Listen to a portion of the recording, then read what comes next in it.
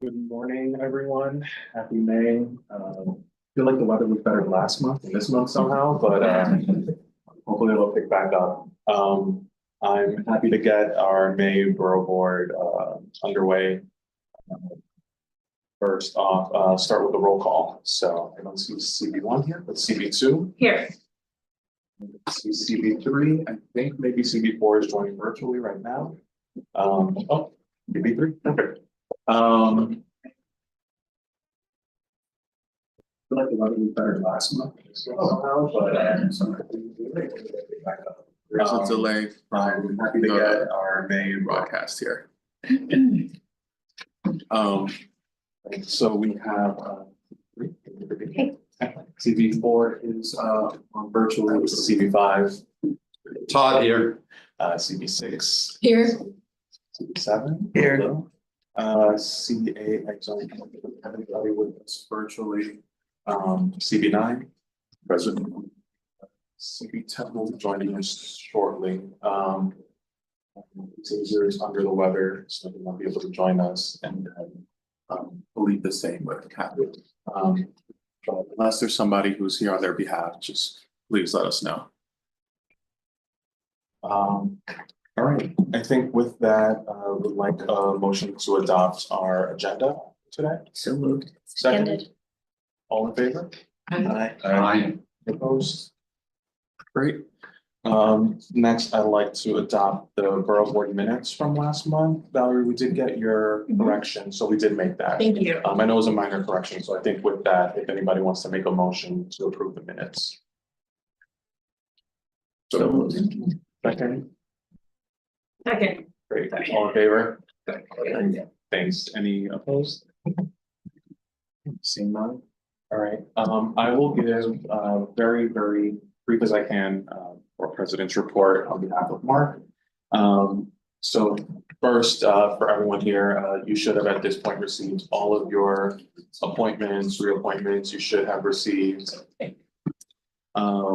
You should have received as of yesterday, your rosters with the resume and applications as well. That was sent yesterday afternoon, so I think everyone has already sent theirs. If not, then they'll be receiving it this morning. So hopefully this gets our boards as close to complete as possible. I think save for a couple of boards that have one or two members who their circumstances changed since they applied, are declining appointment. Other than that, I think most boards are set there. Just really quickly wanted to talk about parks. So Mark was recently at the opening of the Harlem Mirror, which was great. I know it's just a beautiful space. It's going to be open year round, which is great, with a pool in the summer, ice rink in the winter. The borough president committed, I believe, over $2 million to this project, and we're really happy to kind of see it unveiled for the whole community. I wanted to also flag the VP participated at a rally to urge Albany to pass the Stop Super Speeders bill. So for those who aren't aware, the stats show that nearly 90 pedestrians were killed last year due to reckless driving, and 1.5% of drivers caused 21% of the pedestrian deaths. So the VP is calling for the passage of this legislation that would mandate speed limiter technology for the most dangerous drivers on our street. And then just one final thing for our office. So just a bit of personal news. My wife and I are expecting pretty soon, like in the next couple months. This is number 2, yeah.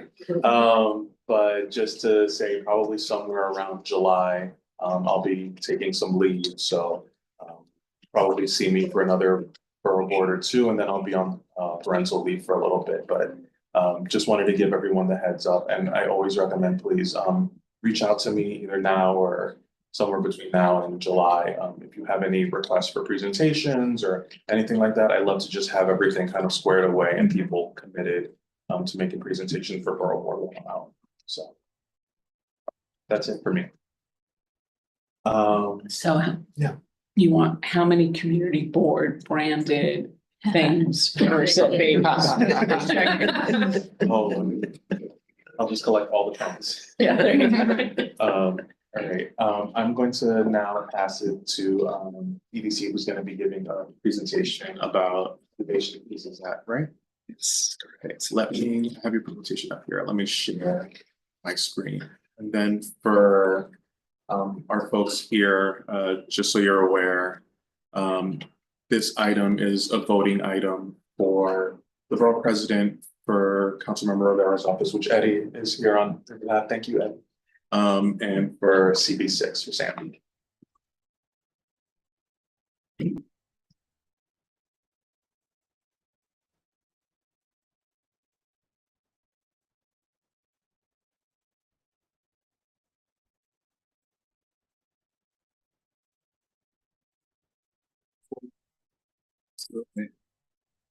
Okay. So, good morning, everyone. I'm Brandon with EDC, and today I'll be presenting a request to approve the lease of 455 First Avenue in the Cape Spade neighborhood of Manhattan to the New York City Land Development Corporation, and concurrent assignment to 455 First Avenue Associates LLC pursuant to City Charter Section 384. Slide, please. The site is located at 455 First Avenue between 25th and 26th Street. In 2018, the New York City Economic Development Corporation, on behalf of the city, released a request for expression of interest to redevelop the site as an applied life sciences hub. And in 2022, the mayor announced a partnership between the city and the development group, which consists of Taconic and Divco West, in collaboration with NYU, to redevelop the site, which is called Innovation East. The Department of Health and Mental Hygiene currently occupies the site, but will be relocated to a new public health lab being constructed in Harlem. Construction is expected to be completed by year's end. Together with the Science Park and Research Campus, or SPARC Kips Bay, Innovation East is expected to generate approximately 3 million square feet of life sciences space by 2030. Establishing New York City and the Cape Spade neighborhood as a leader in the sector. The Innovation East project is expected to collaborate with local schools and nonprofits on workforce development and education. The proposed development is anticipated to include research and development space occupied by NYU, incubation and graduation space for startups, R&D space for established and mature companies, office and lab space, retail or commercial or community facility space supporting life sciences, and event space for community engagement in life sciences. Last, please. ULURP approval was received in February of this year to change zoning from R8 to C6-4, map the site as an MIH area, and to receive a special permit allowing for bulk modification for laboratories. A negative declaration was issued in June 2024 pursuant to SECRA and SEEKR. Next slide, please. The developer will pay an upfront lump sum rental payment of $65 million. 455 First Avenue Associates will receive 100% of pilot abatement on improvements for the first 16 tax years, which will be phased out by 10% per year thereafter. 384B4 allows the mayor to lease city-owned property to a local development corporation with borough board approval. Pursuant to this, the city anticipates leasing the site to the New York City Land Development Corporation, which is a local development corporation, for 99 years. That lease will be concurrently assigned to the developers, 455 First Avenue Associates LLC. CB6 gave full board approval on May 14th. And we request the borough board adopt a resolution to approve the lease of the site to New York City Land Development Corporation for concurrent assignment to 455 First Avenue Associates LLC. Sorry. Thank you. I'll be happy to take any questions. Thanks. I will first go to the public. If there's anybody here who's an attendee that wish to give public testimony about this, you can please raise your hands and I'll be happy to promote you. We do have anybody testimony, but it is open if you need to. Not seeing anyone just yet. I'll just check in. Yeah. I just have a broad question about the partnerships with the schools. Could you just speak a little bit more about the scope of this? Well, like what the vision is? Sure. I know that 455 was on the call, but I can speak to, are you asking like the programs that you're anticipating to? Yeah, I mean, like, if there's like, what is the structure like? Is it with the entity that's operating the center, or is it like, how, like, I have no sense of what it's Yeah, like. so pursuant to sort of the agreement that we have with them, they'll be required to do certain workforce development and educational programs throughout sort of the life of their agreement. One of the ideas that's been put forth is using sort of that event space for like science on display, working with I mean, they have letters of support with like Lesson, Life Science, I mean, sorry, not the Life Science, the Lower East Side Employment Network for workforce development. They have a letters of support from Hypothekids to bring students sort of on to at 455 once it's sort of online to use that event space. So there's sort of ideas sort of percolating with that. And the idea is again is to use that event space as sort of like that community space to bring in local schools and local workforce development entities. Is there like a community advisory board or something for this? Yeah, so we had a workforce task force that was put together with a number of like prominent workforce groups, both at kind of like the hyper local level and then at the citywide level, as well as like CUNY, a number of different city agencies, and they came together and put together like a fairly extensive workforce development plan that kind of hits on Innovation East as well as Spark, which will be adjacent to this development. And so I think there's like a really powerful framework going forward for, you know, activating the space, but also creating pipelines to jobs that are actually going to be taking place in these facilities. We didn't have like a formal advisory board for Innovation East specifically, but we did for Spark, and Innovation East came up quite a bit. There's a lot of the same stakeholders. Councilmember Rivera, CV6, as well as Councilmember Powers, who's like right on the, I think it's like First Ave is like the dividing line. So there was certainly tons of engagement with the community, honestly, and worked really closely. And so I'm happy with our partnership, and hopefully Sandy can attest to that as well. I was going to say this, I mean, it's one of those cases where you seem to work very well. There was a really good discussion, and I think there's some good things coming. Yeah, Todd, and then we'll. Just a quick question. So is this space in addition to existing facilities elsewhere in the city to increase the city's capacity for this sort of scientific research? It's not like displacing anybody else. It's in addition to it. No, it's certainly in addition. So EDC in the city has a citywide plan to put together over 1 million square feet of life sciences space, which we believe makes us kind of competitive with rival cities like Boston and the Bay Area, with the idea that the life sciences industry will grow as long as there's ample amount of office space, but also this kind of like momentum of companies moving to the area and seeing New York City as like as a place to go for life sciences. And then also a big part of this plan is creating Kips Bay as a what we are calling like the Kips Bay life sciences cluster, where there's already a number of assets there. Think about like the major hospitals, Alexandria, which is an existing life sciences space, and then Spark, which is coming online, and then Innovation East. And then we believe that like all of these different ecosystems, whether it's like medical, academic, or even this like life sciences lab space, will all work symbiotically to attract new tenants, but also create jobs and kind of like cement this area of town as really like the life. See, like an incubator for all these different.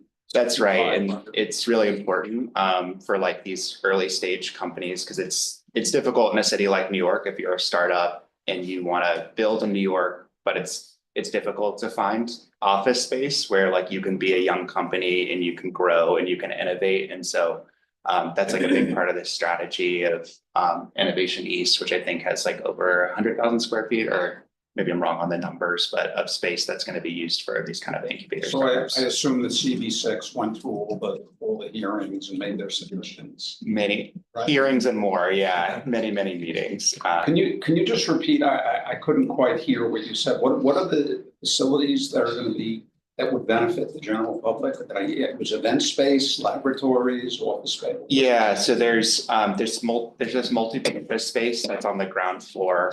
They're calling it like a multi-purpose space that's gonna be on the ground Oh, I see. floor.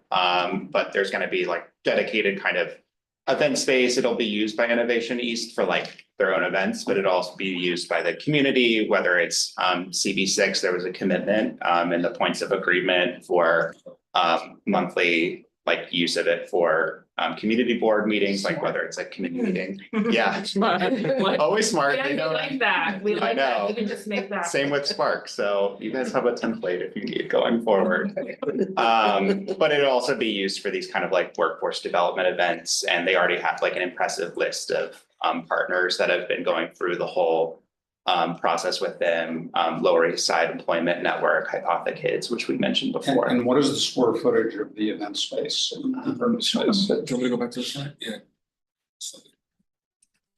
One of the other things is there is we asked for a cafe or some other 20,000. space that would be utilized for Yeah. longer term, so it would be active at night. That's one of the other things we asked for.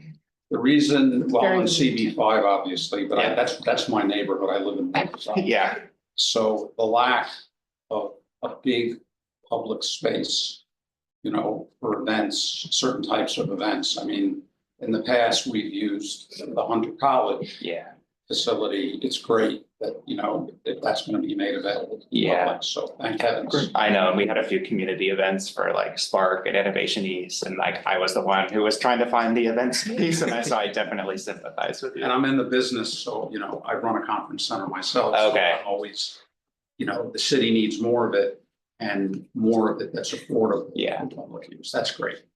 I get Yeah. my tag up to where my colleague was going for the CB. A community space is awesome.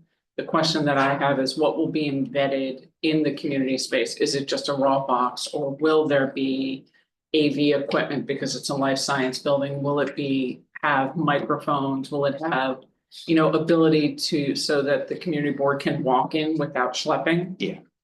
Yeah, it's a modern facility, it's newly built. I get that, but No, I we've understand. been in very modern facilities that didn't have any of it, so it's just a question to be asking in Yeah. advance to ensure that a community space is something that doesn't actually, it's great to have the space, but the burdens of bringing Yeah. in technology and bringing in everything Yeah, else. or just like intuitively being able to try to put it together. Yeah, Correct. totally understand. So I think, it's so early on in the stage, like they haven't even hired a construction manager, but that's really welcome input. And I think we can think about that. Thank you. Can I just ask one question? I just want to know, given the location of this space, and you're talking about people coming from all over, what's the transportation like to this area? Because it's nice to say that it's accessible to everyone, but I mean, I'm pretty familiar with that area. Yeah. Not a lot of mass transit. Yeah. I can speak to that issue. I lived there let's- 30 Let's hear what they say. Yeah, I mean, I think it sounds like we all know like what the transportation options are. There's the 6 train, there's I think the M14 bus, there's the East 34th Street ferry. Like, I mean, acknowledging like it's in a place in Manhattan where you might have to walk 10 minutes to the subway, and like that can be difficult and it's a challenge. CB6 has definitely like raised that with us, and it's something like we're taking seriously. It was obviously all studied in the environmental impact statement, but we've also had conversations with MTA. If any of you out have had conversations with MTA, it's like they've told us that they won't make changes until like the facilities are up and running and they can like study traffic patterns and go from there. But certainly have discussed it with them, and it's something that's been top of mind throughout this whole project. I was gonna say, CB6 has several resolutions about this. And of course, we will be getting the Second Avenue subway, so not in our lifetime, but eventually. Yeah, you'd never get it. So it's definitely been highlighted as an issue. And with the realization Spark is, sort of kiddie corner, and people are not going to be walking to that, it's a hospital facility, so. Right. And there's no parking in, There's parking at Spark. yeah, but there's no like underground parking or any related parking to get there, so. You're coming from the Bronx, Yeah, I mean, and you're at there's school. Like where are the Where's the buses bus gonna gonna go? where the bus is gonna go. Yeah. If you're doing schools and research and welcoming people from institutions, oftentimes they are bused in, especially students, Yeah, K to 12. yeah, there were some like public realm improvements as a part of the, more as a part of the Spark project. There's some like lane switches to improve traffic flow. A lot of things it's early on in the process, and I think it's all things we're like taking very seriously and thinking through right now. We're several years from, I think we're at least 3 or 4 years from any of these facilities open, maybe even a little longer for Innovation East, which is going to start construction, I think next year. So, it's things we're taking seriously and understanding kind of the challenges of putting up major new space in Manhattan, but thinking through it. So The And I drop know off. CB6 has been having these conversations and just voted on this, so, Yeah. so they're aware. I think with that, if it's okay, I'd like to move to a vote. I didn't see any members of the public. But in terms of voting on the disposition, I'll pass it first to CB6. In favor. To Councilmember Rivera's office. Yes. Great. And as the Borough President's proxy, I'm also voting yes, so moving forward. Thank you so much for Thank your you. time and for the presentation. Appreciate it. Appreciate it. I do see these stats for support. Look at Sandy. Thank you guys.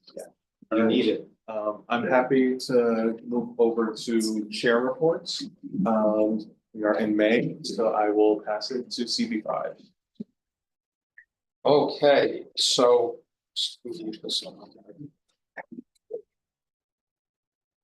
So. The big thing for us was, of course, we had an unusually large number of new people coming in, between 14 and 15 new people. So this is Congratulations. a major focus of concern for us. We had an So we have an onboarding program with mentors and meetings. And this is our chance to break these people in. We have a whole new strategic focus that takes into account, term limits and giving everybody a chance to get up to speed and pick what they want. I'm heading that up along with our vice chair. So that's probably number one on our list. There's nothing more important than our new staffing. The other thing is we did have the point of agreement vote on MSMX. And again, I'm so happy to report. I mean, if you follow what's going on in CB5 with a lot of these big ticket items on land use, there was compromise, there was a discussion of balancing of interests, and our board came together on the points of agreement and voted almost unanimously on it. And, I take nothing for granted. I was really proud of the board, and Brad and I and our whole leadership team, feel like we really changed the tone. So, it reflects our prioritization of, if you're familiar with the MSMX issue, it was 4 big blocks in Times Square where there were issues of conversion from commercial to residential and the use of public space and guarantees and all of the current issues that face the city. And I think that what the advisory opinion that we came up with, I hope is really taken account of by our electeds and move that project forward. So we did have that. Now, we had 2 other things which are very near and dear to my heart because I served on task forces directly related to these issues.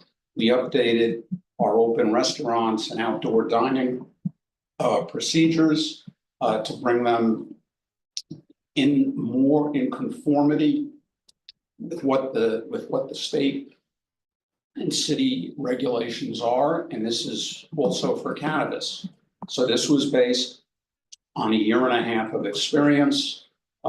We revised our forms, which are now electronic. We have a Google Docs system where it makes it very easy for our teams doing the due diligence to just go on site and enter it as they do the due diligence and talk to the client, to the applicants to get that information in.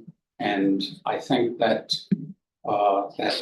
I'm always interested to hear how other community boards are doing this. One of the things with regard to the cannabis is to try to take a more holistic view, as we've been doing on a case-by-case basis.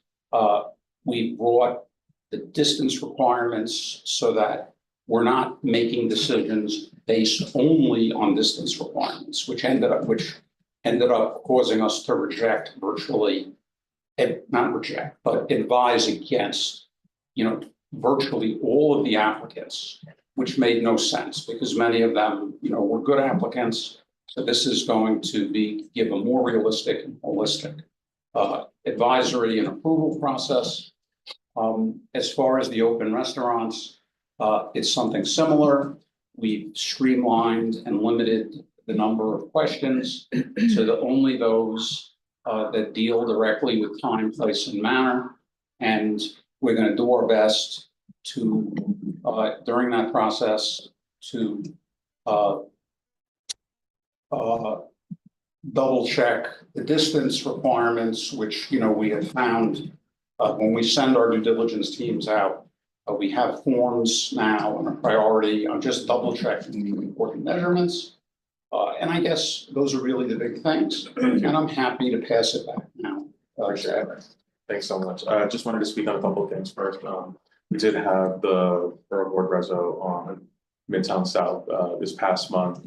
Brad was there and those, and we took very much to heart all the work that wonderful CB5 and the committee did there. I also wanted to flag on onboarding. I didn't mention before, we are also looking for onboarding with all the new members. We're planning to do that sometime, I think, right before the very end of May. So we'll be emailing all of the new members to let them know that the Borough President's Office is also doing an onboarding session where we again hammer down on attendance for meetings, expectations, code of conduct, all the things that are important. So we are going to be, I know each board has their own onboarding process, but we are also doing that. We're onboarding You have yours tonight. tonight, yeah. If you'd like, I'm happy to send you our slide deck. Yeah, for sure. Porfirio is working on it, so if you can send it to him, because I know you can reach out to him, that'd be great. Eric, what were those areas to be covered? I'd love to see it. Attendance? Can you send it to some of your Yeah, friends? So we cover. Yeah, send it to everybody. Sure. Yeah, this is a card stack, send it to us. Yeah, So it's making sure that folks understand the time commitment, the expectation, the work that goes into being a member, as well as our code of conduct. They get a understanding of trainings and that they need to take the EEOs, et cetera. So we're going to be covering a lot of that, and I think there's some more too. But Porfirio's been working on the draft for me, so I don't have it just yet. as long as you open that training comment, we just got audited, as I assume everybody did. And it's interesting because there were requirements for training that I haven't seen in a couple of years. So I'm hoping that any training that you offer for new onboards, you can offer Oh, for it's not just for existing. new onboards, it's gonna be like going forward, so like, we do the leadership training series where we have the mandatory EEO and conflict of interest one. Yeah. As well as the one that we have made mandatory, which is our implicit bias one as well. So just making sure that they're aware of those trainings. And if there is any way, we spoke about this over the years, and it's like that ongoing thing, if the training's at 6 o'clock and it conflicts with the community board, then several people can't come. If it's at 9 o'clock or noon, people who are working can't come. Yeah. There's always conflict somewhere. If there is an ability to watch the video, answer a series of questions, and then get a check mark for participation, that would be amazing somehow. Yeah, I think right now, the so- way that we've been doing it is we do list the recordings, we do post all of them. you know, when folks fill out their community board reapplications and they say which trainings they do, we go off self-attestation for all of it. So we expect our members to, if they're doing the training, acknowledge that they did, so. Gotcha. And what's the time frame again? Hoping by the end of May. So probably in the next like week and a half, 2 weeks. Okay, Yeah, just because there's that like 5th week that there's not really any scheduled board meetings for. Just the way that the calendar lines up, so we think that there's not gonna be any conflicts for our board members. And they'll be in person. or It'll be virtual. Oh, virtual. Thank you. Yeah, of course. Sandy, I can pass it over to you. okay, MSBI, the hospital that closed, has finally agreed to come and talk to us about what facilities are going to remain now that it's closed. We're still trying to work towards getting some kind of support for continuing to have a micro hospital in the area. Noise issues, we recently passed a resolution regarding siren noise, and I just wondered if that was something citywide that people would be interested in taking. So I'll send around our resolution. Great. That would be great. If we can maybe even have a borough board resolution on it. We're still working on our FDR proposal and looking for support for that. And actually, this week, we meet with city planning regarding one of the things that happened in the 2 ULIRPs is there's no housing in either of the Spark or the Innovation East. So city planning, part of the agreement was that city planning would look at locations for affordable housing in our district. So we're going to have our first meeting with them this Friday. And I guess the understanding is the only possibility is rezoning to confirm that we will have affordable housing. So that's going ahead. Other thing that's happening, we got the notice that there's a public scoping and availability of draft scope of work for the proposed casino in our district. I'm not sure if other people have received this. Apparently it went up May 2nd and we just found it yesterday. Yeah, same. So CB4, I think, told us about it. So it's May 20th to give in-person testimony and June 3rd to give written testimony. But it was annoying that we weren't notified at all. So, but this is for the Freedom Plaza project. I'll just add, if I can, I think it's more than annoying. It's undermining the ability of community input. We won't have had time for our committees to take this up. We won't have time to have voted on something. And we know that the borough president's office was CC'd on the materials that were sent out, and none of the community boards were listed, none of our council people were listed. I know it's hard. I'm sure there are a lot of materials that come through, but you know, we'll be asking the borough president's office to ask for an extension. We asked for an extension. I don't know if you all we were denied the opportunity for an extension, but would ask the borough president to lean in because community input is critical on all 3 projects. We actually have a resolution, so we have the ability to make comments on it based on our resolution. But yes, it seems nefarious. It just seems wrong. So. And that's particularly around. Any district that has a proposed casino. Okay. That doesn't require you learn Okay. specifically. Yeah, and it's this secret versus, it's state versus local. We'll circle back on that because I think that might have gone to our general inbox. That's what I saw when Jesse told me about it just yesterday. It might have gone there, so I'm just gonna circle back and find that. Yeah, and thank you. And I was at the mayor's hosted a forum in our district last night. And when the question of casino came up and somebody said, is this, a done deal for casinos? He specifically said, like, it's not a done deal. Go to your community boards and give your community feedback. And so the fact that, like, he was saying that, and I had, at that point, we had just heard, Jesse just reached out to you. I mean, anyway, it's kind of comical, kind of ironic. Again, just one other thing, we had a fairly contentious discussion about a bar at a hotel. So they asked us, do we have the same strategy as CB5? And they thought it was very good. So I'll check.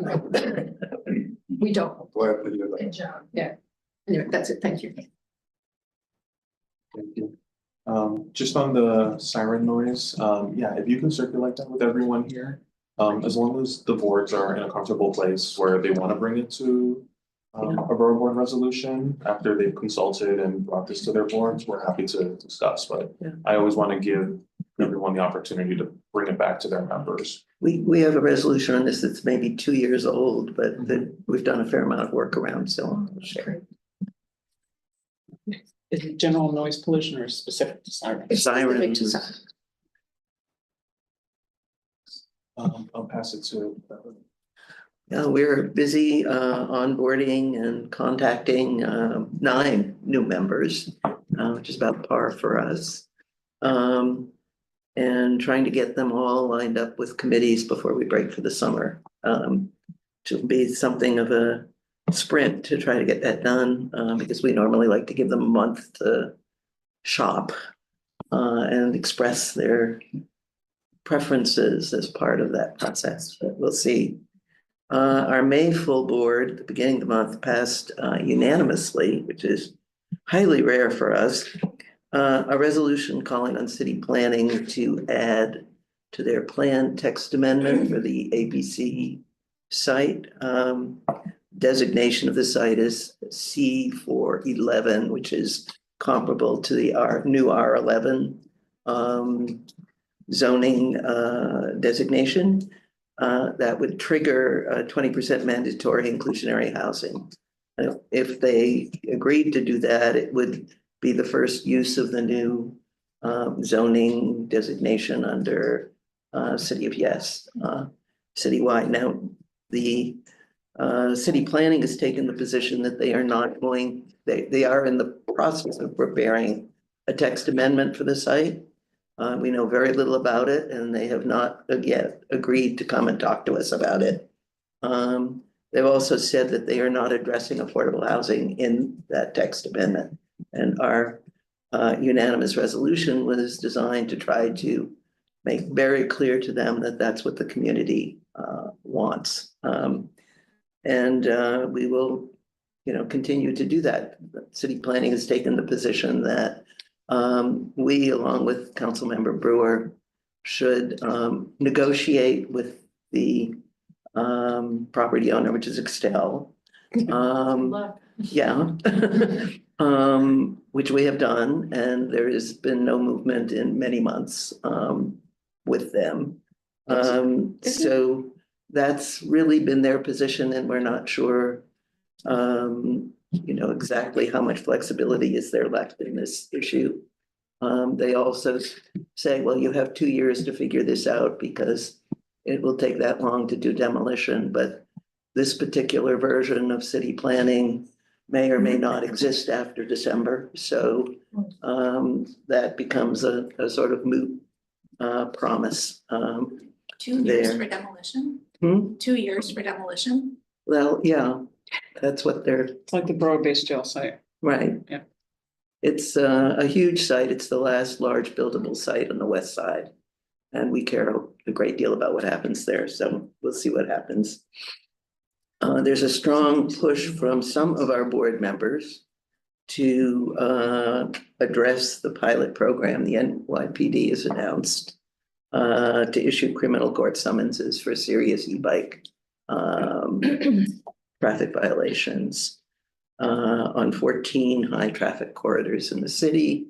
The bicycle advocates are very, very strongly opposed and have been all over the press regarding this. I think yesterday's op-ed piece in the Post from the NYPD Commissioner Tisch tried to address a lot of their concerns, but I think this one is about to explode on us. So I'm assuming there will be other boards where that happens as well. And we're closely tracking all the city budget negotiations, as well as impacts that we see coming locally from what the feds are doing, but that's an ongoing process. On the sort of systems end, we've instituted a Google Drive system to provide our individual committees with all the materials that they need, having problems getting people to actually, read and prepare for meetings, and we're hoping this is a way of shortcutting some of those concerns. That's what we use. I will add read and prepare to our onboarding. Yeah. So, thank you. I appreciate that. I will pass it to Valerie. Hi, good morning, everyone. Sorry I was late. Couple of things. I want to thank the Borough President's Office for getting our list of new members out fairly quickly in May. We had planned to use our land use meeting, which we knew we were not going to use. And luckily, we have 5 new members, which is big for us. We actually have a 30+ year member rolling off, so that's big for us too. Last night, in our session, we did parliamentary procedure, and we had a COIB training, so it worked out perfectly as the start of the onboarding. And I'm happy to say that all of our new members showed up for the session, which is also a first, so we're off to a good start. I want to invite everyone to our art fair on May 31st, Saturday, May 31st, from 11 to 4 at James Cagney Plaza. We're really excited. We have over 125 artists signed up to come, and it's usually a great day. We have some of the local eateries, giving us some free food. We have entertainment. Hopefully it'll be a good day, and last year it was amazing, and it's a really good way for us to promote the community board in a non-issue manner. So everyone's there to have a good time and learn, and it's usually a lot of fun. So I invite you all to come and take a look. A couple of other things. After almost 3 to 4 years of going back and forth with DHS, it looks like we may actually get a welcome center on East 91st Street.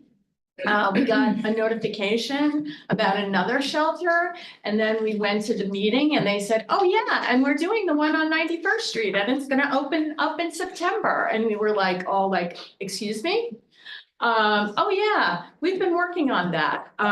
Well, I don't know if they have or they haven't, but we're off to a better partnership. We're going to have they're going to come to a meeting on June 17th, and we've been trying to get them engaged or re-engaged with local stakeholders about how this is all going to work, because we keep going back and forth from a safe haven to a welcome center, to a safe haven, to a welcome center. And this will be our 3rd proposed provider for this site, Housing Solutions of New York. And just coincidentally, they've also been awarded the contract for an apparent 200-bed site on East 60th Street, which we said, you can't give us 2 shelters within the space of 3 months. That would be insane. And so they're gonna slow that one down till next year. I find it, we found it very interesting about the timing of these 2 shelters and the fact that the same provider had been selected for both of them, but we're investigating that. Housing Solutions of New York, the welcome center that we'll be having on East 91st Street is apparently the first one of its kind in Manhattan. So we'll see. And then we submitted a plan to city planning that we have been working on for 1.5 years to try to rezone our manufacturing zones to areas of residential so we could get some affordable housing. We worked on that for over 1.5 years. We submitted a really detailed plan. We finally had a meeting with city planning, and we were a little disappointed, shall I say, because apparently city planning can only work on one rezoning at a time. And since they are, In the city or in the district? Well, at least in Manhattan, and since they're working on Midtown South, they're encouraging us to team up with a developer and do it block by block. And we were just like, our eyes were popping out of our head. And then they mentioned, oh yeah, well, we're gonna come back and do this Midtown plan that we're all gonna come back to you all and get suggestions from different parts of the community, different communities about what they want to do. And we said, yeah, we know what we want to do. It's right here in our plan. And they were, look, they were basically saying the translation of it all was they don't have the staff and they don't have the money. So, yeah, everybody maybe is committed to affordable housing, but But not the very. devil's in the details and, we worked really hard on this and they acknowledged that. We had, we have some fairly serious experts who are on our board, who know about zoning, who know about development. And so now I guess we've got to go out and find our own developer, which we didn't want to do, but we'll see. We'll see how it goes. So that was a little bit unnerving. And then speaking of unnerving, I think you all know, we rejected the Lenox Hill Hospital unless certain conditions were met. Last night, the borough president said yes, but with conditions. So we were no unless, and the borough president was yes, but with 17 conditions. I haven't had an opportunity to go through them, but I did speak with Celeste Royo, and she said they incorporated a lot of our conditions, and we'll see where that goes. But it's slow going. To be honest with you, there's absolutely no meeting of the minds, and I don't know where that's going to go. The last thing I want to mention is the I don't know how else, the loop in Central Park. Okay, the loop in Central Park, which has the e-bike pilot program, and which the Department of Transportation, in conjunction with the Conservancy, is redoing the lanes on the loop. We've been without markings now on the loop. I think Beverly, I copied you on one of the emails. They said that they were way ahead and that, the lines would be painted imminently. Well, of course, we've had 2 weeks of rain now. Our office is inundated with people calling and saying how dangerous it is out there. Look, if you're from New York, you kind of know where you're supposed to be, but this is the time of year that there are tourists all over and they have no clue. There have been a tremendous number of crashes, and we're basically getting oh yeah, the markings are underway. So I just put that out there because it's extremely dangerous. And no one seems to really take responsibility. There's no enforcement officers out there. It's not the job of the Conservancy because it's a Department of Transportation space, and it's a really dangerous condition. And this is another week of rain, so I don't know what's going to happen out there. So I'll end on that note. And I was making a note of that. I'll try to follow up on that soon. Victor, you're on. Sure. Good morning, everyone. Couple of things. We held 3 conferences during the month. One with legal aid. We combined with CB 10 and 11. We'll have a conference on immigration, knowing your rights, housing. We had a great turnout. It's held at the PAL on 119th and Manhattan Avenue. We got great compliments from that. We were able to have residents speak directly to us. The 3 chairs were there for that as well. So we were able to answer questions. On our own, we did a business conference where we focused on small businesses in the community, bodegas, shops, and things that we've been in and out a lot, and good feedback there as well. We're going to do a follow-up. And last Friday, we had a senior resource there. We had a great turnout, even though it rained. MTA was there. We had the local hospitals. DA Bragg came himself and spoke about scams, which I thought was great. We had a shredding truck. We also had art therapy. We had something on dementia and Alzheimer's, people volunteering for that for studies, and that went really well. We continued to work with DSNY on the bins. It was a small pilot program, 10-block radius. Now it's going throughout the district. Of course, we're getting calls and complaints from people, drivers in particular, but other homeowners as well. So we're trying to really balance that out and get information and talk about the necessity because of the rats. And it has helped some of the superintendents I speak to personally said it has helped. Some of the issues, people put all type of garbage right near it, beds, sofas, everything sits out there. So we try to remind people it's not for that. So it's coming along, still a work in progress. As far as the board, we have 18 new members. 18 new members.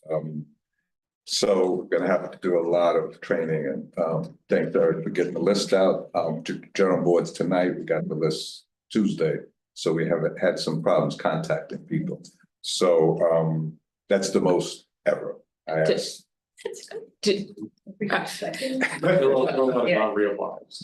That's kind of where I was going with, there are a lot of non-reapplies, because that's, A lot of non-replies, we removed several, people just didn't show up, they came to one meeting and Yeah. didn't show up. So it's gonna be a task, hopefully some new blood and some new ideas and hopefully it'll work out. Pray for you. yeah. I'm like, oh Take the God. ball. Take the ball. Jeez. Wow. Supportive housing has been a big issue in the district, where we say it's oversaturation, others say it's not. We have within a 4-block radius, 3 different facilities and a drug treatment center. So it's not NIMBY, which people always throw at me. I said, no, it's not. It's not everything in our backyard. Even within the district, we could spread it out. So it's not all there. Even the local precinct has said the number of calls from this particular area is tremendous and a burden on them. To add to that, there's a school across the street from one of them and a library. The library often complains to us, people coming in to sit. They don't know where they are and they're afraid with young kids there, what's going on. So we've been going back and forth with that quite a bit. I'll be short this month. I was not reappointed, not nominated to be reappointed by our city council member. You were not? Correct. Because we had disagreements. And as I told him on this, the bins, we're gonna agree more than we disagree on issues. He was on the board, sat next to me when he was on the board. But we disagreed on a few issues, so he sought not to nominate. Luckily, Mark had a midterm position that I'll be on.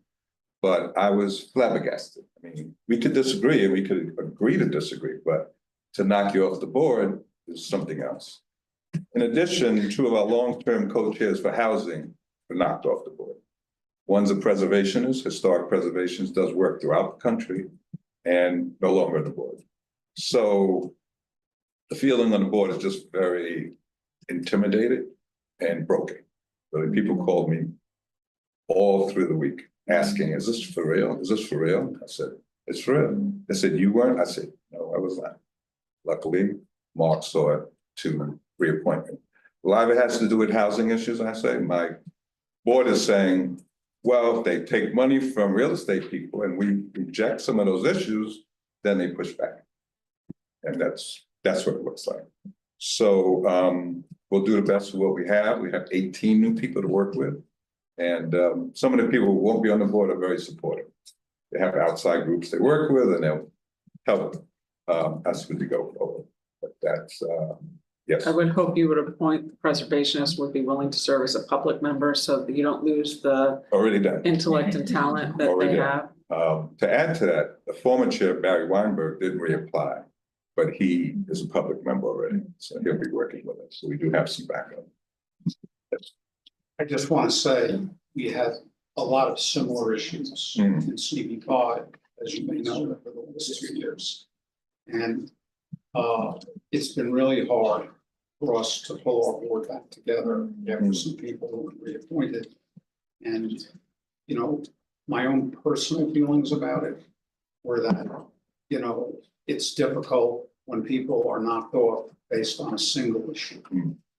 And what we found, and I say this, you know, I think that the people doing the appointing is what we've seen in some cases is that the people coming in who are focused on single issues don't necessarily, at least at first, get involved in the other business of the board, right? And of course, we all know that there's a lot of different things that the community boards concern themselves with.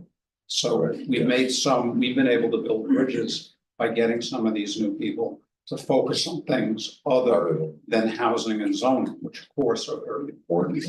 And that has really helped bring our board together. Hopefully, so. Appreciate the comments, Victor. With these. So we have 14 new people that will be joining our board.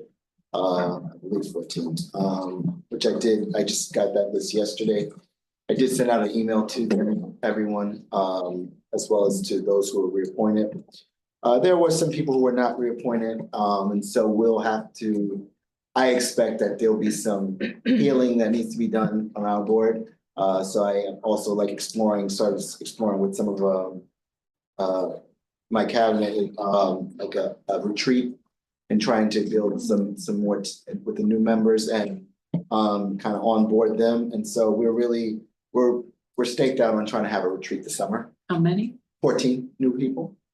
And we also, I think, well, this is not the first time our council members appointing, this is the second appointment, but there's been some changes. And so, but again, I'm taking it in strides. I don't know. We did have several people who were just not attending.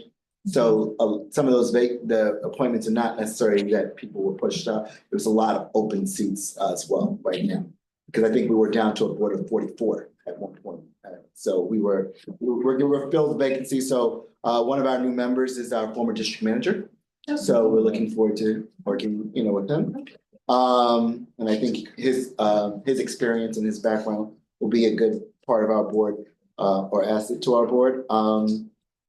Last month, this past month, we had a big legal fair, which was in collaboration with Community Boards 9 and 9/11. And we did that with the Legal Defense Fund, which was well attended and very big success. All our elected officials were also there. We also, we have a senior task force, that the seniors obviously big in our community. And for the first time, they passed a resolution, or they moved to bring a resolution to the board, and they really want to highlight, and I'll share this with other boards too, but just the proposed federal cuts and things to programs that specifically impact seniors or those who are older. It's a very strong resolution, and we're going to be sending it to our elected officials, our federal elected officials, to make sure. Obviously, most of them have very different opinions in the White House, so they're aligned mostly with what we are saying, but we want them to, we want to go on record. And I think, I really wanted to pass the resolution because the senior task force asked if maybe other boards might consider, and this could become a borough board thing, and they thought it'd be a great thing to stand up for seniors. So I'll circulate that to Eric, and you can take a look. We're open to any changes as well, but we think it's something that should be, be a good stance. This coming month, we're planning, so we started something a couple of years ago in June. We're gonna have kind of a community celebration. And we're trying to figure that out, which will also be, I'll be recognizing some of the former chairs that, I did make some changes to chairpersons of committees. Some have been chairs for 14 years, so on and so forth. And so, or 12 years, and it was hard. And some people, I'm sure, I'm not everyone's favorite, but because of that, I also want to pay tribute. So we have several new chairs in Community Board 10 right now. Which I think though is allowing us to explore different things, and we're going, I think, in a different direction. And if things don't work out, we can always make changes. But I thought it's important as as people start to approach their term limits that we really get new leadership in. And so we are, with 14 new people, new chairs, I think it's a new opportunity. And so I'm looking forward to getting this retreat, and also we want to have a separate one just for the leadership of the board. We think it's really important that amongst that team, the executive committee, the chairs of each committee, the vice chairs, that we need to do some talking. And so I'm trying to do more one-on-ones with chairs and vice chairs. And we're also really kind of set up a strategic plan in some sense for our board going forward. So. Thank you. Our board has a term limit of 4 years for our co-chairs. I'm just curious, what other boards have, are there other boards that actually term limit? Because that's really what we feel is necessary for this particular moment in time. How many Yes, years? ours. 4 years, but then if your Yes. co-chair is less than a year, you get to stay until they're 1 year in. But if it's over 4, but that's it. And we've been churning out and putting in new people for the last several years. And is that, for either of you, is that in your bylaws or is that just? It's in the bylaws. Okay. It's Yeah. in our bylaws, which we just revised. And the other thing I wanted to add is during the discussions in this, I served on the bylaws revision committee. One of the things I said is just because somebody rotates out of a leadership position, they shouldn't like walk away or quit. They should stay on, you know, as just regular members to support, to continue to provide mentorship. Right, because especially in our board, I mean, we had this year, I think we had like 8, 9, 10 new committee members all at the same time.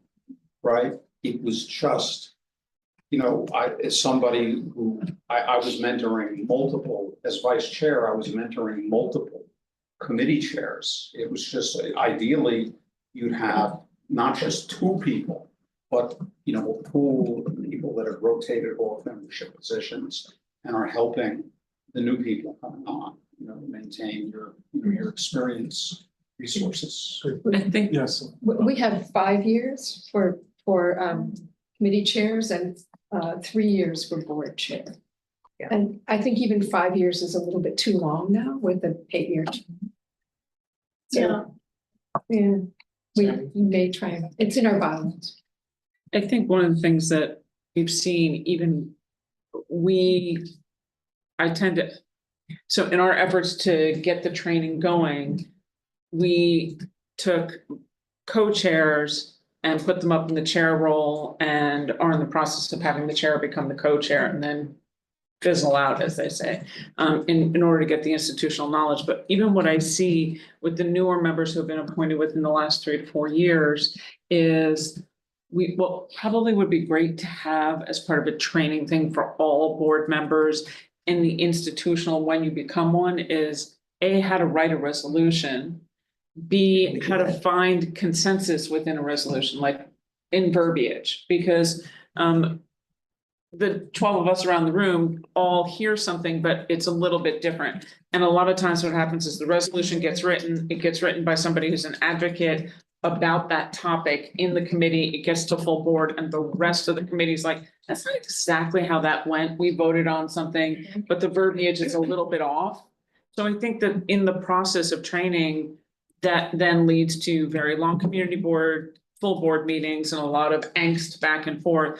A training in resolution writing and how to come to consensus and understand what the words need to be, because explaining, if we get to full board and a resolution has come and the words that are in it aren't exactly what the committee feels, then the committee's fighting back against the chair who's presenting, and then the full board doesn't feel confident in what's going on, and it is a mess. And I think with a lot of new members, that's going to be compounded in every committee and sort of stagnate the process of how we all work together. So I think that consensus building and finding the way to write a resolution that is reflective of a committee when it's not is, I don't even know the solution to that. There's a text solution, a little bit. What we do is when you have a committee meeting and they vote, the draft goes into their Google site, right? And all the committee can go in and check the language before you have a full board meeting. We do that as well. Yeah. And that has not stopped the, Okay. because we have resolutions written directly off the recordings. So you have to listen to the recording, but you know, if we strongly encourage versus we insist versus we'd like. Yeah, I want to, Sandy and then Todd, and then we'll. As part of our onboarding process, last year, we asked everyone to write a resolution. It sort of backfired because they picked things that they were adamant about, which it hadn't gone through the committee, so they didn't have that sort of, consensus. But we insist that the resolution be written and presented to the committee at the committee level before it goes to full board. So it adds time to the process, but at least it means that the committee has to read, or at least they talk about it in the committee. And if it's not time sensitive, it has to be held over once they've voted on it to the next meeting. We don't allow pre-baked to come in unless it comes in from outside constituency, because it has to be derived from conversation at board. Understood, but we've offered 3 options. Like one, you can discuss it and then write it and present it at the next meeting. You can present 2 so that you have both sides. And I can't remember what the third one is, but most people opt for the discuss it. Someone writes it, it's discussed at the next meeting. It makes the process. Todd, and then we'll. Just very quickly, so as a veteran, I think it's 8 years already with writing residents. Especially since the new people have come in, they're only the people that do the due diligence assignments or working as part of a team. They often don't want to write the resolutions, or they feel that they're so inexperienced that they're more than happy to defer to the chair and co-chair. So again, the issue about training is really important. I strongly support, and I've been trying to get in my mentorship with the new people to take advantage of Google Docs, and at least at some point in the process, let everybody know what's going on so they can see the changes. The other thing is that since we're doing, everything is reported on Zoom, sometimes honestly, whoever's doing the resolution can't even remember what's said. It's hard to take notes. So we do have, I urge everybody to go to the Zoom recordings and see what was actually said. The last thing I'll say very quickly is really that the chair and the co-chair set the tone. At least in CB5 for a long time, it was considered the responsibility or power of the committee to have final say on all resolutions, to the point where sometimes they would take a resolution submitted by the people doing the due diligence and make it almost unrecognizable. So, it's important that, the mentality and the training and the onboarding for the committee chairs and the members to set expectations of what's needed is really important. Got it. Thank you. If we're gonna continue with our chair reports, I'm just gonna check to see if Xavier is there. Hey everyone, sorry I've had to travel, and also my house is full of sick right now. So not sharing is caring in this case. CB11, want to say thank you to the BP staff. We have 15 new members. So not alone with a large turnover. We have been removing people beginning, procedurally per our bylaws, that they miss 4 or more full board meetings, or 4 or more of both of their committees they sit on. And we've had several people just resign as a result because life changes, and then there have been members we have had to regrettably vote off. So we appreciate the borough president's work in assigning these 15 new members. We will be the onboarding process right after our full board with the district manager, and then I will be leading one, which is also building on top of that, so that the new members can not only ingratiate themselves with the community and the board, but also see the real world impact of everything we do, from zoning to street co-namings, licenses, etc. We've also, our bylaws and charter committee has kicked off. I want to say thank you to my fellow chairs here for those that shared information and refer me to the bylaws revisions they had undertaken. We are taking everything under consideration. The genesis happening in February, there wasn't a general consensus, but a draft was dropped in the March meeting that did not have enough review of the body. And we thought it was very important, hearing from some of the executive committee members, that we should open this up, as per Robert's Rules of Order. It became so expansive in general that it became a revision. That committee is comprised of 9 board members of varying experience, but the biggest impact will be that each of them will have to live with the long-term consequences of this revision. They're taking everything under consideration, including possibly removing 2 executive or elected leader roles, the assistant secretary, assistant treasurer. They're also looking at decreasing the term limits from 3 to 2 and potentially exploring that if you can't complete the full term for those 8 members who got reappointed, and this will be their final term, whether or not they should be able to serve as an executive officer in that elected role if they can't complete the term. So they're taking everything under examination, including the limits on how long a chair can serve as the committee chair. So yeah, this is it'll be a very holistic overview. Public safety transportation, we had both the Third Avenue proposed changes with Department of Transportation.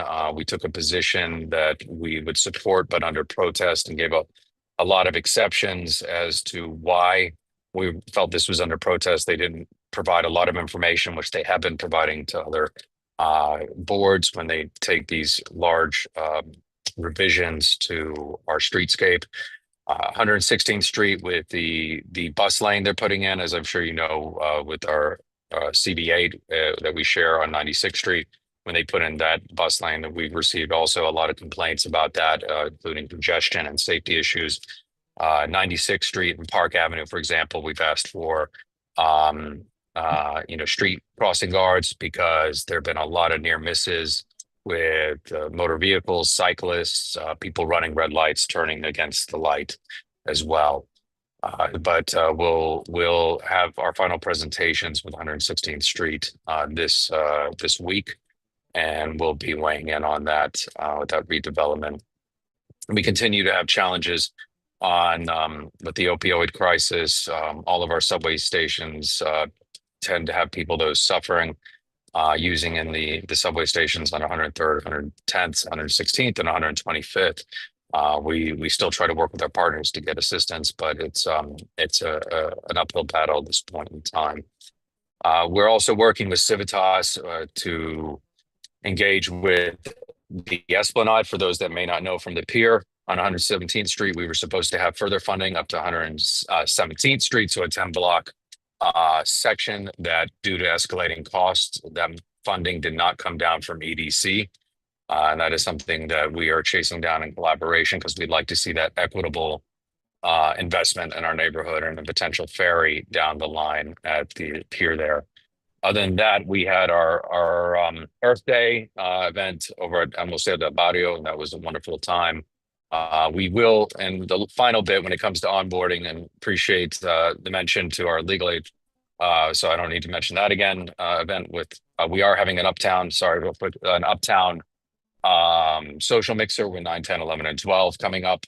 And finally, to onboarding, we had a very long meeting in April, and in May we're going to review Robert's Rules of Order and how we engage with full board and business. And someone who's on the path of becoming a professional registered parliamentarian, it's reminding members about decorum, that actually in our bylaws that disruption, demeaning, abusive behavior is not to be tolerated. And that as a result, our bylaws committee is also going to be expanding upon that. But I think it's very important that, with 15 new members, they understand like how the business of the day is conducted. And so we'll be having a refresher on that. But with that, I'll leave it to you all. Thank you. I will see you in person next month. So. Thank you, Xavier. CB12 isn't with us today, so I will pass it to Tamara. Thanks very much. Apologies on the sunglasses, but I did have eye surgery, so it's just, the future's so bright in the borough president's office. I got to wear some shades. So thank you very much. It's been a busy time in CB1 as with all the other boards. We only have 4 spots for new members.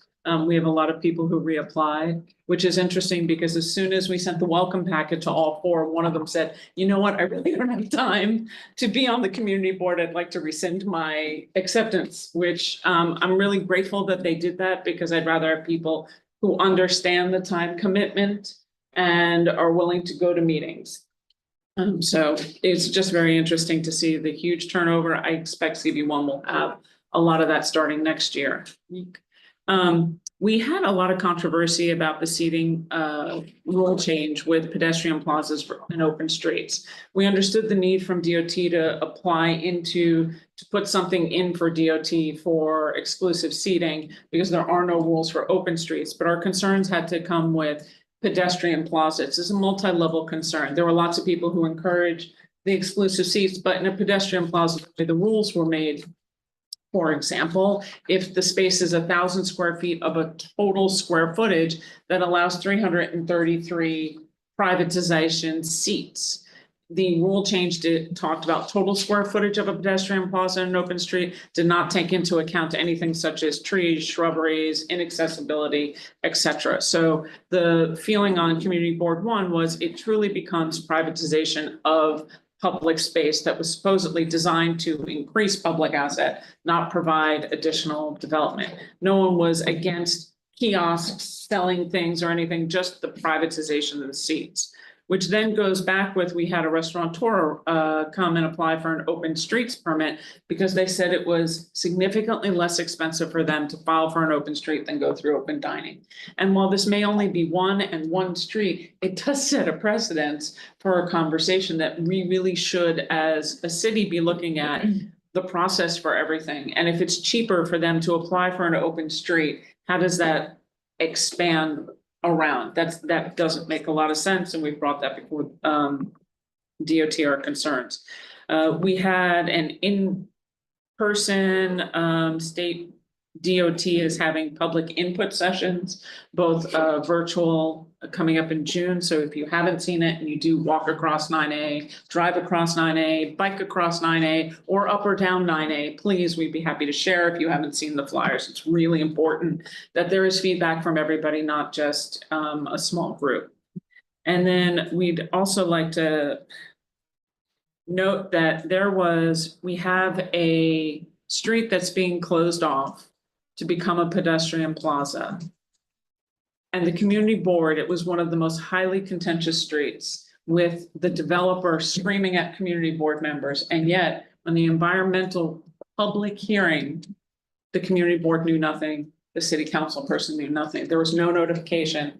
The rule says they only have to publish in a newspaper. So they published an ad in a newspaper, and we found out the night before. So the only people who went to the public hearing was me when we got called, and one of the neighbors who is also a board member. I think that is actually something that I would hope we could take a look at as community boards and the borough president and make some changes. If you're going to be doing stuff around the public realm, the community board should be notified. If nobody shows up, nobody cares. But if nobody shows up because nobody knows, that's a completely different thing. And I think that goes against the entire purpose of a public hearing. So off my spotlight on that, we reaffirmed our affordable housing subcommittee in part, in essence, due to City of Yes and the lack of affordable housing, because we have seen a huge spike in conversions from commercial to residential. A new one was just announced this week at 222 Broadway. So we're super excited for more residential, but we're not actually gaining in affordable housing in Community Board 1 in a robust way. So we were really encouraged to hear the mayor's office put out something in social media that they would consider the site that's supposed to be the Manhattan Borough-based jail for affordable housing. So whether that was just a pipe dream or an ad or a yellow squirrel in a pack of, I don't know, but we would be really excited. And in fact, Welcome to Chinatown is presenting tonight at the executive committee meeting about their proposals as to where, what could be done on the site for affordable housing, and how truly, if you were looking at an urban planning campus, having been to their presentation in Chinatown, ways to accomplish the needs that we have for reducing the jail population, for finding a place in lower Manhattan and affordable housing was super compelling. So if we hope the mayor's office was really open to affordable housing on that site, because we could get 1,000 units at least, plus parks and so many other things. So super excited to hear them tonight. And then we had lots of conversations. It's really very interesting about e-bikes and Commissioner Tish's perspective and all the bills that are out there. Our transportation committee is very split. And they opted not to take up the legislation on something like a 50-50 vote to opine on any of it. But our quality of life committee, that is the one that usually deals with NYPD and other things like that, expressed to me post-transportation meeting that they would probably want to opine. So I just find it really interesting on the conversations because the committees don't always agree. So you've got a committee that would rather have some kind of licensure and some kind of enforcement, and another committee that has other concerns about how that's working. So it's going to be an interesting month up and coming. We have orientation today at 5. If anybody wants to tune in just to see, I'm happy to send you a link. I would also love, somebody did, and I couldn't remember which board after last month. Interesting surveys of That was CBS. We did one too. You did one too, okay. Would you mind sending those to us? Because we'd like to do some surveying of members of experiential, both on board and those who leave. But we just don't have the bandwidth and time. And then lastly, I wanted to note for the record, even though it's not necessarily under the borough president's purview, that OCM, the comment period closed for their distancing, their proximity ruling. They have not adopted a rule, and yet on their agenda, they are actually voting on things about rules that have not been put in place yet. So I'm not really sure as a process of law and ruling how this all works, but yeah. So the comment period wasn't up yet. They haven't put the new rules in, and yet they are hearing and opining as if whatever rules that they decided that they may or may not want to make are in existence, and they're not. I have no idea, other than complaining to our state legislatures, what to say or how to do. And yes, we put our notes in the resolutions but it's hard to even know what you're commenting on. Yeah. Because you never see I'm sorry, I mean, but it's hard to even see what rule is in effect that this rule is replacing, because ever since Tammy and I have been going back and forth on this, ever since they adopted one rule, it's been 3 other comment periods, but. And they did not post that there would be rule changes as required by law on their site anywhere. You couldn't find it. And when we complained and asked for them, so it could be part of the public record, they said, but we emailed and told you. So I'm confused. And with that, I come join us at 5 o'clock today. Yeah. Virtually. Could Come you send on. the link? Email me and I'll send you a link. I completely don't mind. We have all 3 people who were appointed coming in person, and we go over a big thing on COIB, how the board operates. We added decorum slides because, and I sometimes think that we need to do decorum slides sometimes for people who show up. Thanks. Valerie. Great. Good morning, everyone. I'm Valerie De La Rosa. I'm the chair of CB2.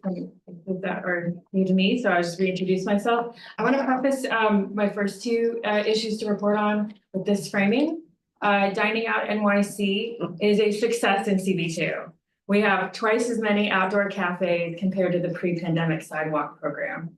And the cost to participate in CB2 is 55% less than the pre-pandemic program for a majority of the land area in CB2.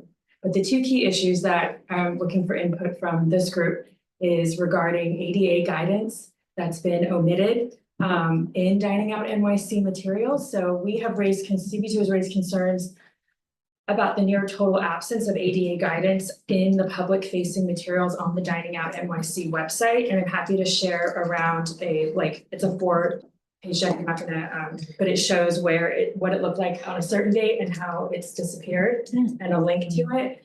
So there is no mention of accessibility requirements beyond the words accessibility requirements themselves on the Dining Out NYC website or within the Dining Out NYC rules.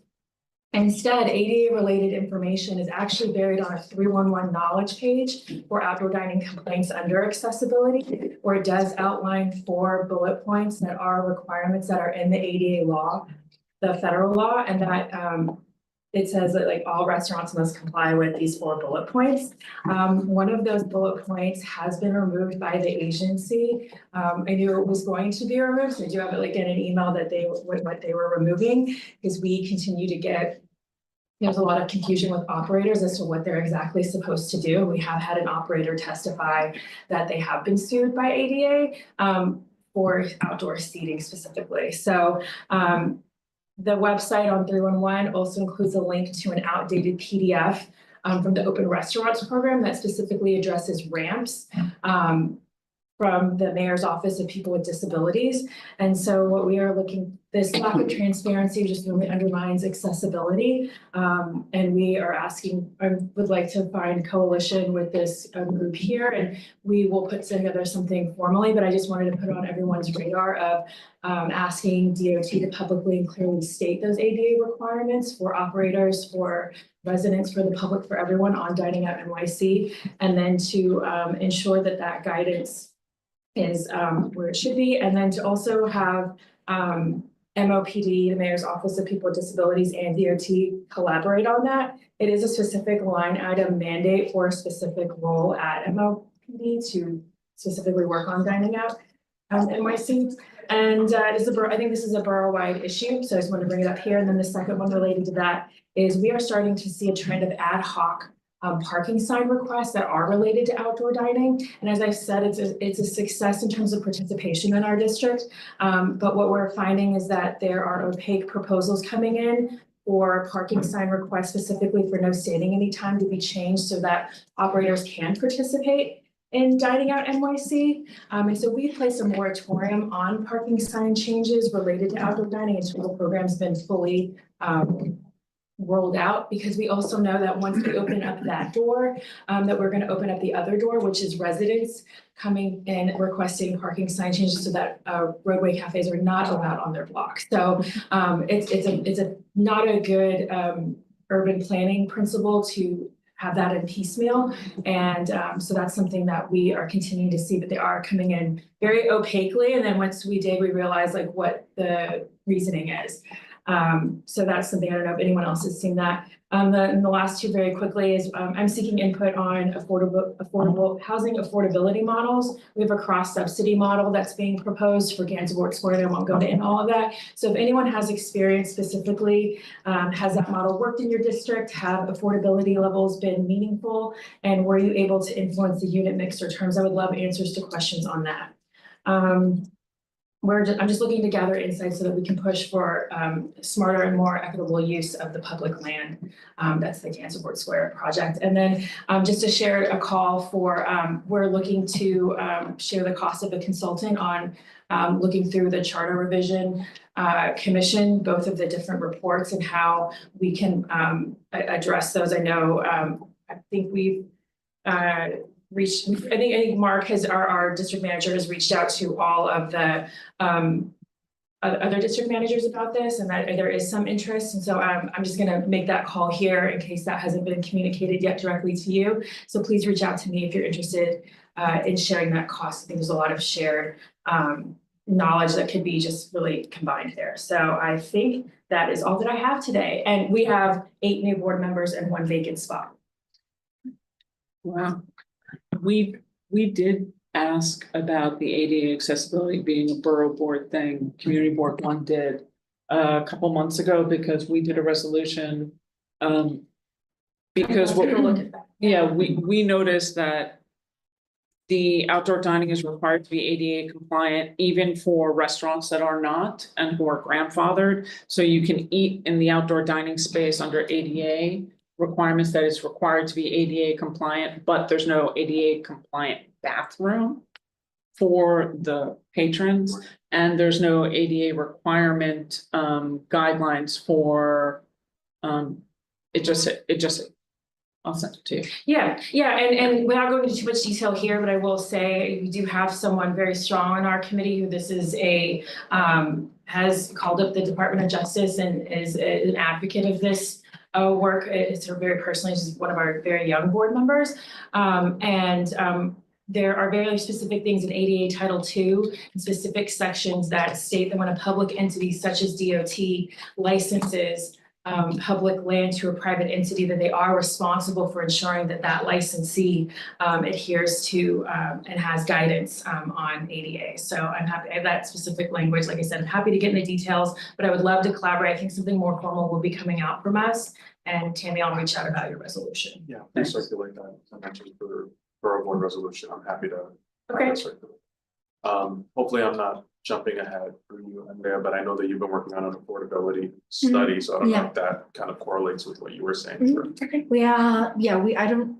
We still haven't completed it yet, but I'm happy, and I haven't gotten a report from my land use chair, but I'm happy to, once we do, I'll share. Great, yeah.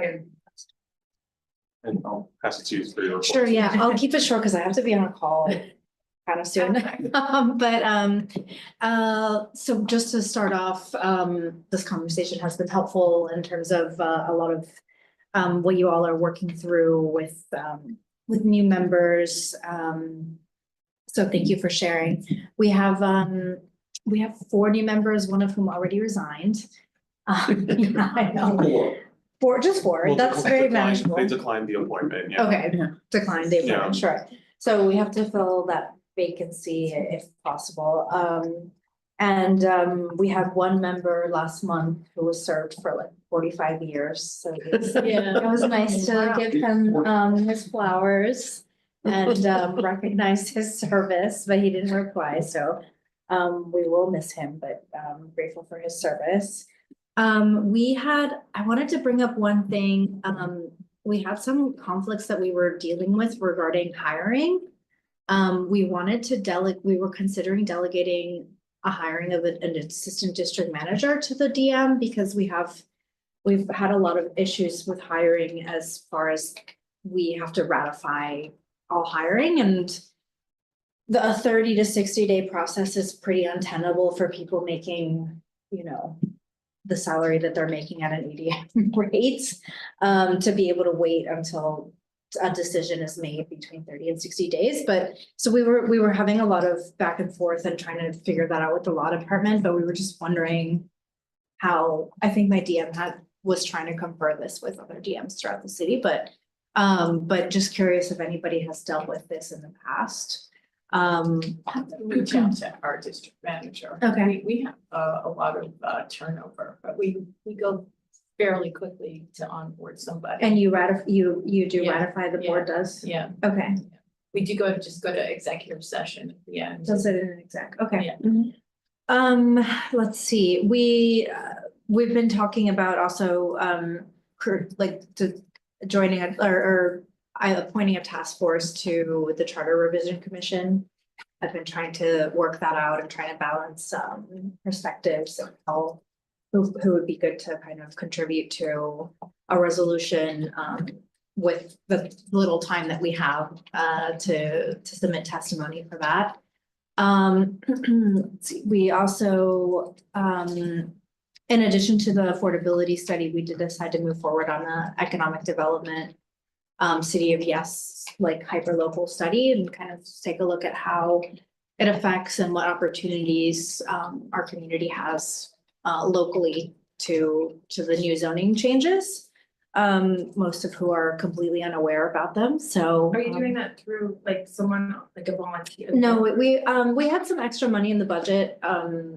So we commissioned a planner to do that. Happy to share on my experience with him with you all too. And I'll make sure to update everybody on these studies too as they come along.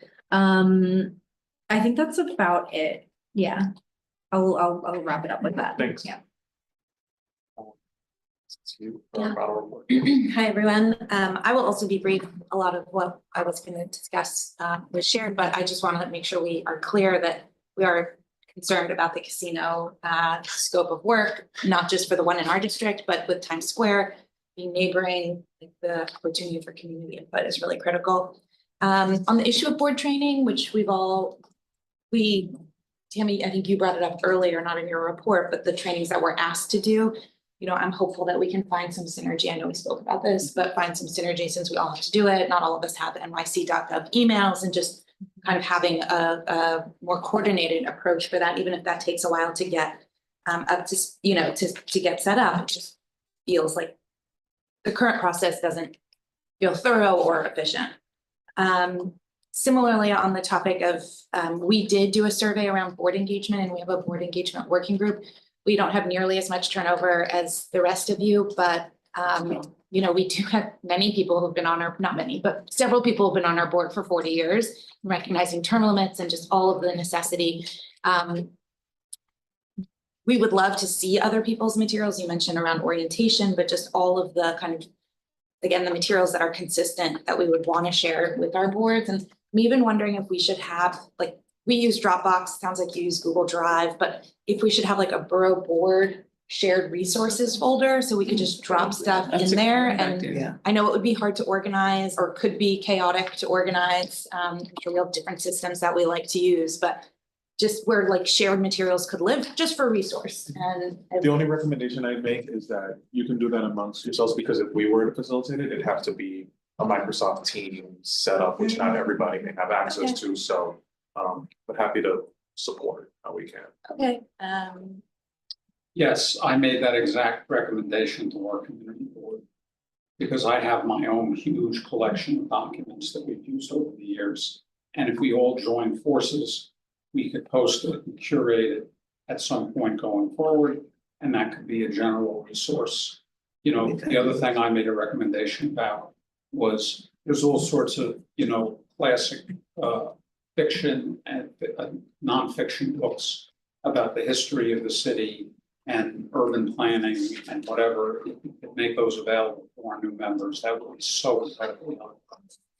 yeah, well, I'm happy to send an I'm happy email to and work with you. see what we want to do on that. I know not everyone has a Gmail address, like, I'm sure, I don't want to make this too difficult to do. I think if it is too difficult, we probably won't do it, which is why it hasn't been done before. But if we could find some kind of streamlined, easy way to share those resources, and then when they're final, I think that would be really helpful.